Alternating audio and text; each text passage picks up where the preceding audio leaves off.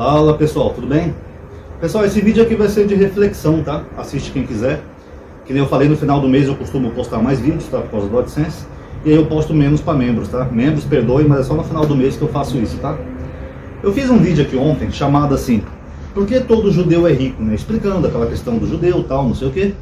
E aí eu mencionei, né, que o brasileiro, muitas vezes ele não se identifica como um povo, né? Que tem brasileiro, por exemplo, que não gosta de nordestinos. E aí isso gerou alguns comentários interessantes, né, que eu queria analisar e refletir aqui com vocês. O primeiro comentário é de uma pessoa que falou que o Brasil não é bem um povo, né, é formado por vários povos. Na verdade não, na verdade o Brasil, ele, como país, nós somos sim um povo. Porque apesar de nós termos grupos étnicos diferentes, e nós somos frutos de uma miscigenação, portugueses, negros, índios e até outros europeus que vieram para o Brasil, mas na verdade o que define um povo são as características compartilhadas em comum numa sociedade.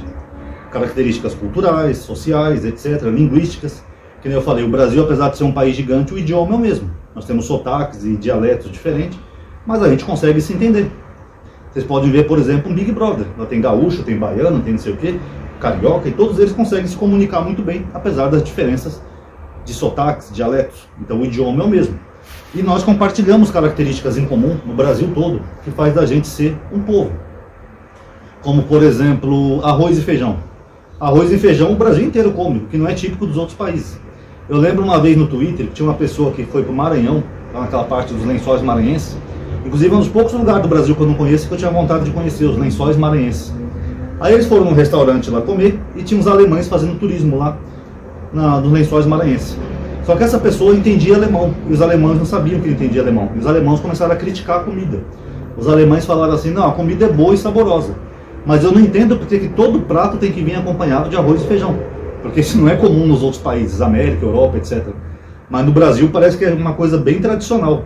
De norte a sul do Brasil, o arroz e feijão parece que é uma regra no Brasil, né? Todo prato tem arroz e feijão. E isso é típico nosso dos brasileiros e é uma coisa que é comum em quase todo o Brasil. Eu sei que pode ter famílias diferentes, até famílias de hábitos que pegaram de outros países, mas no geral o brasileiro, pode ser o estado do Brasil que for, quase toda a refeição é acompanhada de arroz e feijão. Então é uma coisa que nos une como identidade de um povo. Outro ponto interessante também é a questão da higiene. Não sei se vocês sabem, o Brasil é um dos países com mais higiene do mundo. Coisa que é tida até como bizarro pelos outros países, né? Porque o brasileiro toma banho todo dia, o brasileiro escova os dentes toda hora, o brasileiro anda com roupa limpinho. A higiene do Brasil é quase uma religião que nos une. O Brasil tem tanta higiene que até moradores de rua são preocupados com higiene. Sabiam disso? O brasileiro tem alguns hábitos que os americanos acham estranhos. Não só os americanos, mas os europeus. Além de tomar banho todo dia, mas, por exemplo, o brasileiro não toca na comida. Quando você vai comer uma pizza, uma coxinha, alguma coisa, o brasileiro pega sempre um guardanapinha, né? Para pegar, para não ficar com os dedos cheios de gordura e não contaminar o alimento. Isso é comum só no Brasil. Por exemplo, aquele amigo gringo que tem um canal no YouTube, ele falou que os americanos, quando vão comer uma fatia de pizza, eles pegam com a mão mesmo. Você vai comer um salgado, pega com a mão, tudo. O brasileiro não, o brasileiro isso é nojento. Já para eles acham esquisito a gente usar papel para tudo. Então nós estamos no topo da lista de higiene. Teve até uma vez que uma brasileira foi trabalhar no Canadá, uma doméstica, e aí depois de uma semana, os patrões dela ligaram para a mãe dela aqui no Brasil e perguntaram se ela tinha alguma doença ou algum problema. Ela falou: não, minha filha não tem nenhuma doença. Por quê? Não, porque ela toma banho todo dia. Que no Canadá, por ser um país frio, não é tão típico, né, tomar banho assim todo dia. Uma coisa que é comum no Brasil, que eu vi um amigo gringo e aquele outro gringo falando, acho que é aquele francês, eu não lembro se é o francês ou aquele outro americano, que eles ficaram chocados com o Brasil, é que eles foram visitar um brasileiro aqui no Brasil, um amigo, e o rapaz perguntou se eles queriam tomar um banho. Eles ficaram chocados, né? Alguns acharam até que era uma coisa erótica. Nossa, será que essa pessoa está querendo ficar comigo? Porque isso é comum no Brasil. Eu, por exemplo, uma vez eu fui visitar meu amigo lá em Morato, não é racismo, tá? Ele é chamado lá de negão. Todo mundo, às vezes a gente esquece até o nome dele. E tava nessas ondas de calor aqui em São Paulo, né? Eu cheguei lá suado pra caramba, né?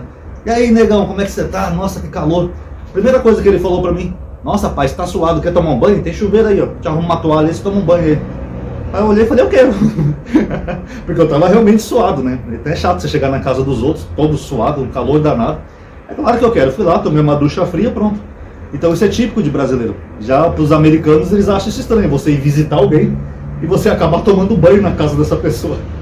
Então essas características que nós temos em comum é que faz da gente ser um povo brasileiro, tá bom?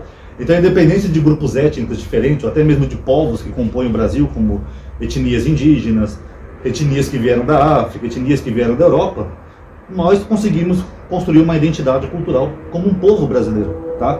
Então tem traços e coisas que nós compartilhamos em comum em todo o Brasil, inclusive a língua. Pode ter sotaques diferentes, dialetos diferentes, gírias diferentes, mas a gente consegue se entender. Se você está num grupo de WhatsApp que tem pessoas do Brasil todo, você consegue se comunicar perfeitamente com todo mundo, apesar das diferenças de dialetos. Um vai falar mais chiado, outro vai falar mais cantado, outro vai falar de um jeito diferente, mas o português é o mesmo. Então a gente conseguiu manter essa unidade cultural, apesar de ser um país gigante, tá bom? E aí também outros comentários que me chamou a atenção foi com relação ao preconceito do Nordeste, né, no Brasil. E algumas pessoas não gostam de nordestino e tem preconceito, né? Eu não gosto de nordestino. Eu acho isso até irônico, né, pessoal? Porque o Brasil começa pelo Nordeste. A primeira capital do Brasil foi Salvador, apesar de que naquela época Salvador não era Nordeste. Na verdade, até umas décadas atrás, Salvador era a região leste, tá? O Nordeste só era da Bahia para cima, Alagoas, Sergipe, Pernambuco. Depois fizeram uma reforma geográfica e colocaram a Bahia no Nordeste. O que eu até hoje discordo, né? Que eu acho que a Bahia ela tem uma cultura tão própria que ela difere muito dos outros estados do Nordeste. Mas enfim, aqui no Sudeste também nós temos culturas diferentes, mesmo assim somos Sudeste, né? São Paulo, Rio e Minas são bem diferentes, os três estados. Mas enfim, então tem pessoas que não gostam do Nordeste, mas o Brasil começou pelo Nordeste. Na verdade, a história do Brasil, para quem gosta de estudar história, e eu adoro história, eu li muitos livros, eu tinha até um livro aqui em casa chamado Grandes Personagens da Nossa História, e eu li todos eles. A história do Brasil, pessoal, ela é cíclica, ela é cheia de ciclos, tá? O brasileiro, historicamente, ele é que nem pomba, ele vai para onde tem comida. Se você jogar um milho para cá, ele vai, se você jogar um milho para lá, ele vai. Então a história do Brasil, ela começa com a riqueza do Nordeste. Porque os primeiros ciclos do Brasil, primeiro foi o ciclo do pau-brasil. Os portugueses vinham para cá, pegavam o pau-brasil e levavam para Portugal.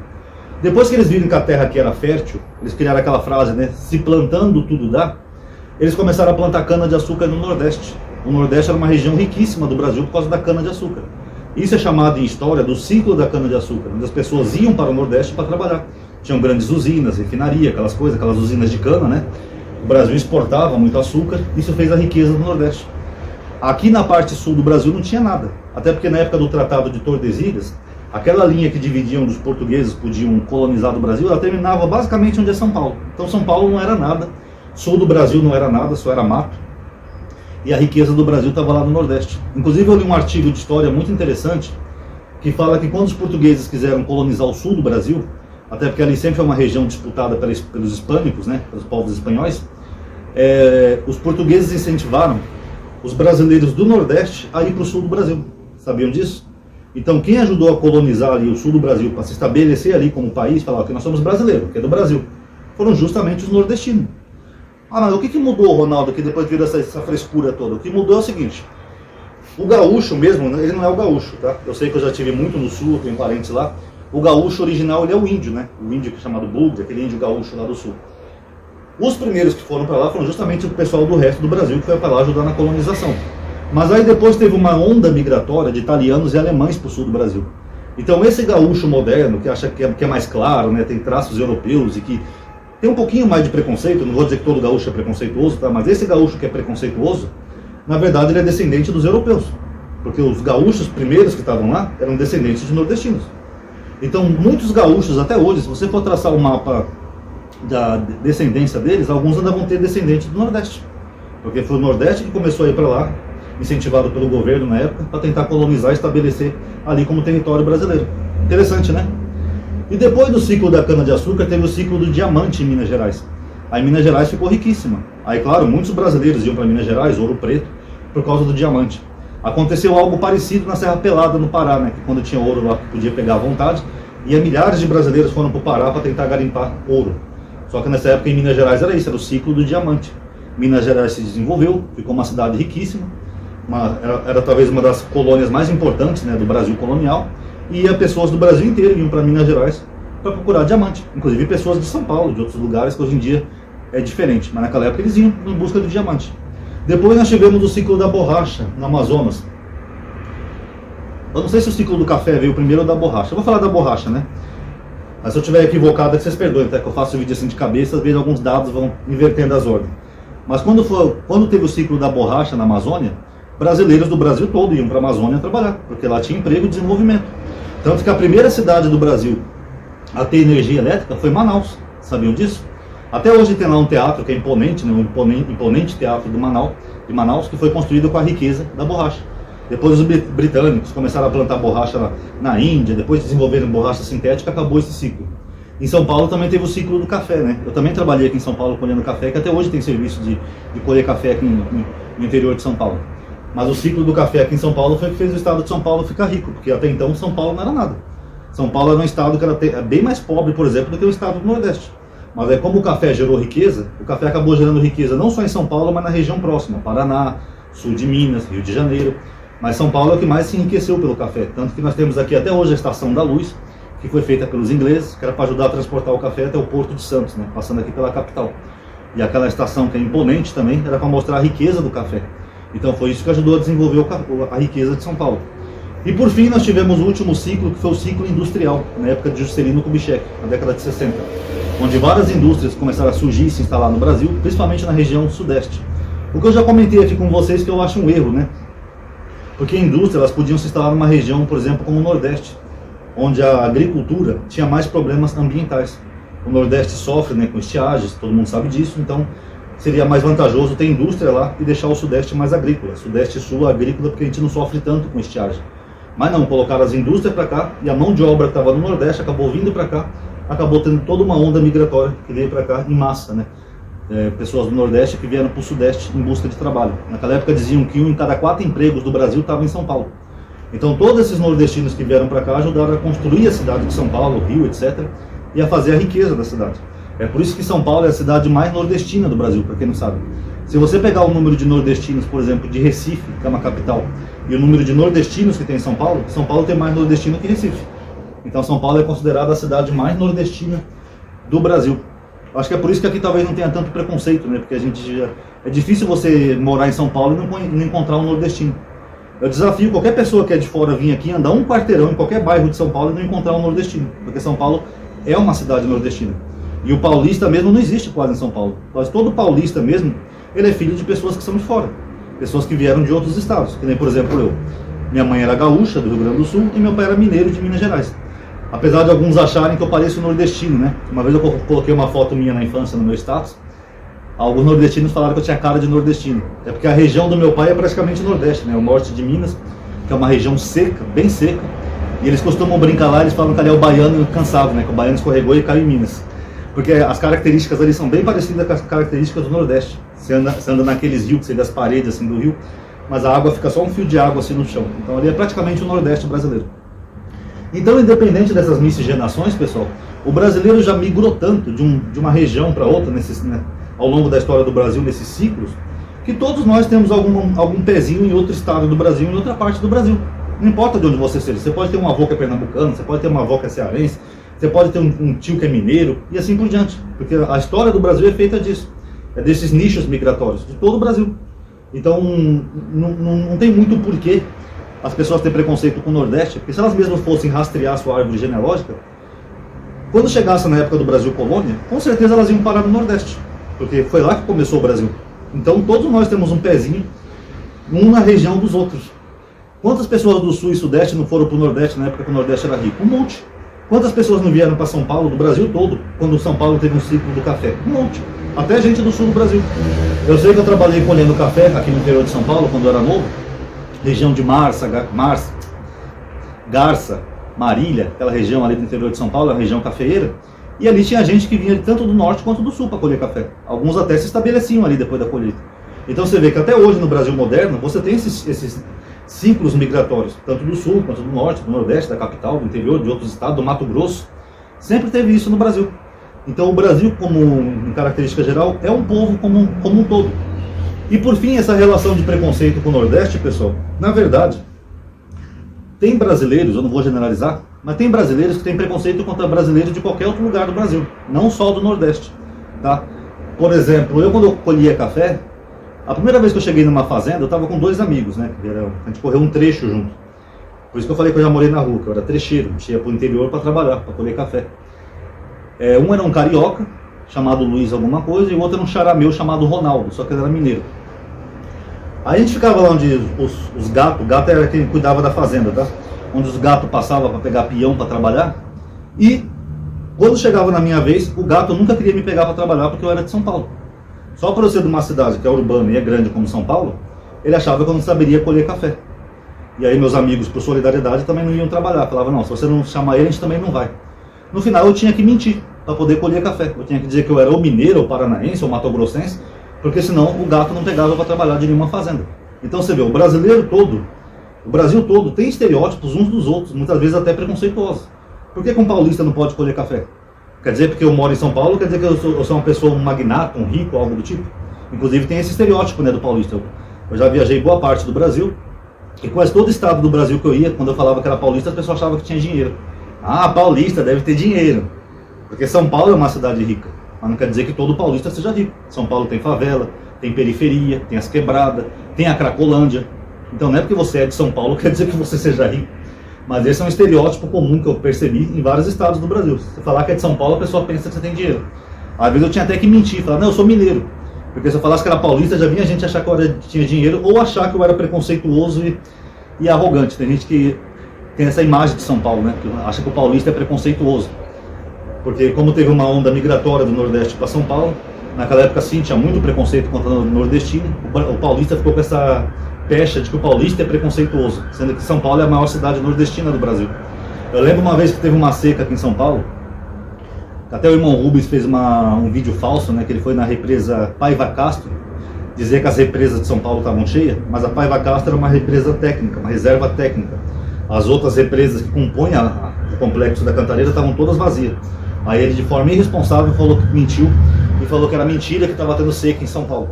Saiu até no Jornal Nacional, eles mostraram o vídeo dele, refutando, né, a bobagem que ele falou. Ou seja, São Paulo é tão nordestino que os nordestinos conseguiram trazer até a seca para São Paulo. Brincadeira, nordestino. Aí eu lembro que nessa época, né, teve uma página do Pará que fez uma brincadeira com a seca de São Paulo, que começou a viralizar alguns vídeos, brincadeira, das pessoas zoando com São Paulo, porque São Paulo estava com seca. Aí quando eu fui ver os comentários da página, nossa, eu achei um absurdo. A piadinha eu não ligo, até porque eu tenho um canal de humor, pra mim, zoeira, piada, tô um pouco me lixando. Mas tinha tanta gente lá tripudiando dos paulistas, desejando mal, querendo que os paulistas morressem de sede, gente desejando até a morte dos paulistas, e eu achei aquilo, além de ser um negócio bem agressivo, eu achei até curioso, porque o que mais tem em São Paulo é nordestino, gente. São Paulo é a maior cidade nordestina do Brasil. Então eles estavam ali tentando defender os nordestinos, porque o paulista supostamente é preconceituoso, ao mesmo tempo desejando que os nordestinos daqui morressem de sede. Não fazia o menor sentido. Mas aí vocês veem, também tem preconceito contra paulista, tem preconceito contra carioca, tem preconceito contra mineiro, contra gaúcho. Não vive falando que gaúcho é viado, essas coisas. Então o Brasil tem preconceito de tudo. Por isso que eu falei naquele vídeo que o Brasil não tem aquele senso de unidade, de comunidade, de se ver como um povo, independente do estado do Brasil. Sempre fica um com preconceito com o outro. Só que o preconceito contra o nordestino é mais evidente, porque o Nordeste teve uma estiagem muito grande, que causou seca no Nordeste, que gerou uma pobreza na região, porque se não tem chuva você não planta, as coisas não nascem, você perde a sua plantação. Então gerou uma onda de pobreza que gerou uma onda migratória. Então é claro que teve mais preconceito contra o nordestino, mas o que não quer dizer que não tenha preconceito contra outros brasileiros, porque o brasileiro, infelizmente, ele tem muita dificuldade de se enxergar como um povo, uma unidade. Porque nesses exemplos que eu falei para vocês, de higiene, arroz e feijão, futebol, carnaval, samba, cultura, eu consigo perceber o Brasil todo como um povo. Por exemplo, eu gosto de música de outros lugares, gosto de música nordestina, gosto de forró, gosto de samba, gosto de rock, gosto de pop, até porque eu sempre gostei de música, né? Então, eu acho que a cultura brasileira ela é rica pela diversidade. Então, mas se o Brasil não tivesse, por exemplo, uma parte do Brasil, por exemplo, vamos tirar o Nordeste, como alguns aí desejariam. A gente não ia ter Luiz Gonzaga, Elba Ramalho, Zé Ramalho, Moraes Moreira, adoro Moraes Moreira. A gente não ia ter a maioria desses cantores. Não ia ter o forró, não ia ter o frevo, não ia ter aqueles ritmos do Nordeste, não ia ter o sarapatel, o acarajé, as comidas típicas do Nordeste. O Brasil ia perder boa parte da sua cultura se separasse uma região. Então eu acho que o que faz o Brasil rico é justamente isso, é a diversidade. Nós somos fruto de ondas migratórias, que a história do Brasil é dividida em ciclos, diferente da história americana. A gente sempre ficou indo de um ciclo para o outro, onde tinha emprego e renda, a gente ia. Se tivesse emprego em Manaus, ia para Manaus. Tinha emprego em Recife, a gente ia para Recife. Tinha emprego em São Paulo, ia todo mundo para São Paulo. Essa é a história do Brasil, pessoal. Então, por mais que você seja de um estado do Brasil, não sei de qual estado vocês estão me vendo, pode apostar que vocês também são fruto desses nichos migratórios, tá? E todos nós somos um povo só. Nos dividimos em sotaques, em culturas e coisas, claro, isso é perfeitamente normal, porque o país é muito grande. Não tem como você manter uma unidade 100% num país gigante. Eu tô aqui falando para vocês de um jeito, um cara pode estar lá em Roraima falando de outro jeito. Isso é perfeitamente normal, mas como um povo, nós somos sim todos o mesmo povo. E quando as pessoas largarem essas frescuras de preconceito, sabe, eu não gosto de paulista porque paulista é preconceituoso. Na verdade a pessoa está sendo preconceituosa. Eu não gosto de nordestino, eu não gosto de baiano, eu não gosto disso aqui. Quando as pessoas pararem com essas frescuras, talvez elas se identifiquem mais como um povo e tenham um pouco mais de senso de comunidade como esses outros povos que eu falei para vocês. Tá bom? Então tá aí, um vídeo de reflexão, tá? Quem gostou do vídeo dá um like aí, isso ajuda a aumentar a atividade e alcance. Até porque o YouTube anda bugado, né? Vocês sabem.